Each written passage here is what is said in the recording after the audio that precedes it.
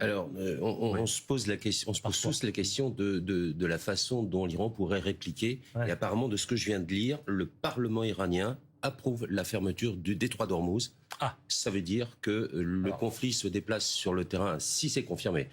Mais apparemment, c'est confirmé. Le conflit se déplace sur le terrain économique et pétrolier. Fermeture des détroits d'Ormuz, ça veut dire grande difficulté pour différents pays d'Arabie, l'Arabie Saoudite, le Qatar, etc., pour exporter leur pétrole ou leur gaz, flambée des cours du pétrole. Et là, on entre dans une autre dimension. C'est aussi, d'une certaine manière, une forme de suicide pour l'Iran, puisque l'Iran aussi exporte... Dépend de la bonne circulation dans cette partie de la planète pour exporter effectivement son pétrole. Voilà, donc c'est peut-être effectivement la première réponse qu'apporte l'Iran aux frappes américaines d'hier soir. Alors vous avez un petit peu d'avance sur le timing, parce qu'on allait effectivement en venir dans la deuxième demi-heure aux conséquences géopolitiques et économiques de ce qui s'est passé.